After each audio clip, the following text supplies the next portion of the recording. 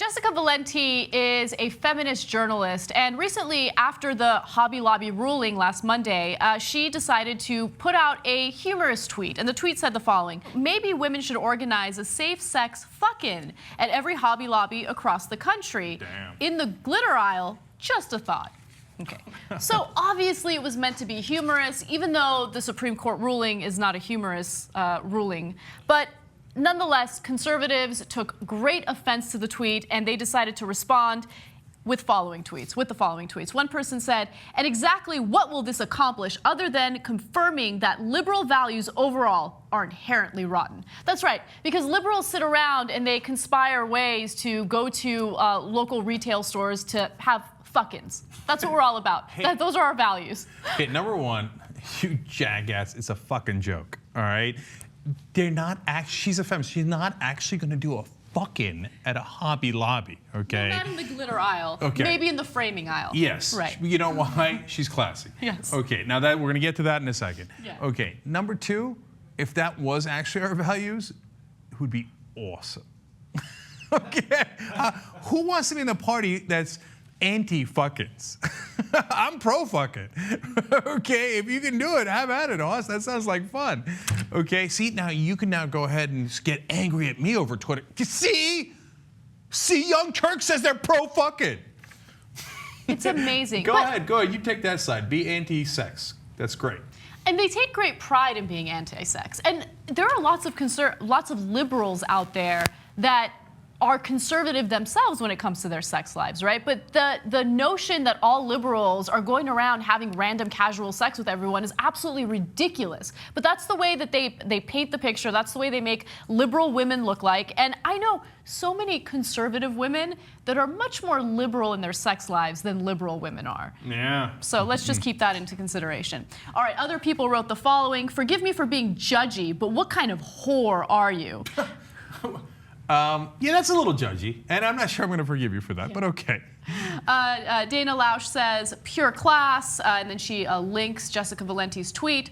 And another person said, are women proud to be represented by voices like this? And of course, Jessica Valenti took it upon herself to respond to some of the criticism, and she said, love stay classy gripes from conservatives in my Twitter.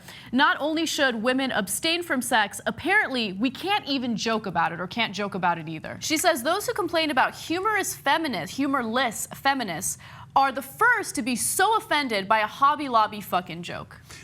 I love that, because that's all the time, like, oh, feminists, they're so serious, they're so somber, they got hair on their legs, yeah, we hate feminists. Well, that's kind of ironic, because you sound a little humorless as you say that. Mm-hmm. But the minute somebody makes a joke, oh, they're these classless feminists joking around about everything, including sex. Well, she's right. Which one is it? Make up your mind, right?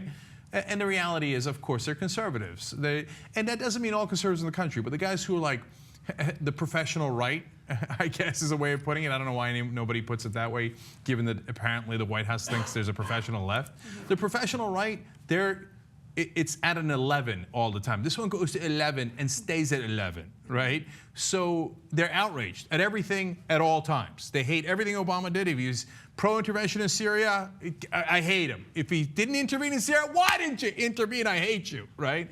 And in this case, feminists, no jokes, hate you. Jokes, hate you. Yeah, I know. And look, this goes beyond a feminist issue. What I want to focus on more is how crazy Republican women are for being so supportive of the Supreme Court ruling. And the reason why I say that is you have to go back to the reason why Obama wanted this to be part of the Affordable Care Act.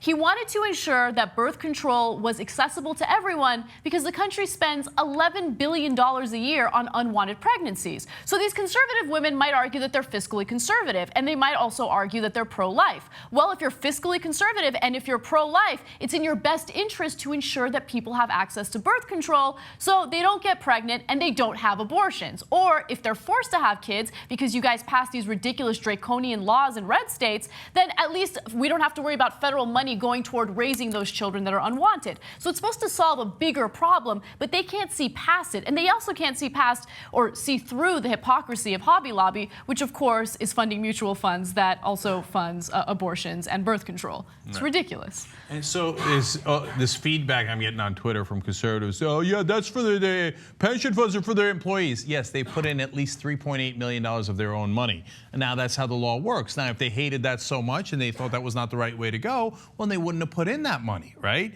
So you're absolutely wrong on the facts when it comes to that issue. Hobby Lobby is a giant hypocrite on funding companies that do abortions, not just birth control. They actually fund companies that actually perform abortions. Yep.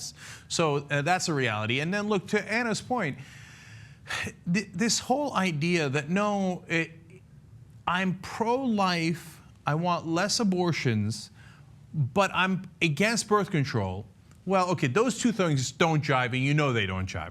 But you're saying, well, it's okay because they jive because they both come from the Bible, right? I'm against birth control and I'm against abortion, not because those things are logically connected, but because I don't care about logic. All I care about is my Bible, right? Well, then you should actually read it. Yes. Okay, because in the Bible, there's nothing against abortion. The nonsense loose talk that they've fed you all your life, it's just things like God cares about life. That doesn't mean in fact, there are 4 different verses I've shown on this show that show you God says, even if it's out of the womb for the first month, it doesn't really count as a human life. So, and there's a verse in the Bible that says you can actually give a magic potion to your wife if you think she cheated on you. It's actually a poison. And if it kills the baby, well, then the bitch cheated on you, okay? If it doesn't kill the baby, then it's yours. So God is in favor of abortion if your wife cheated on you. Read the Bible and fix your face.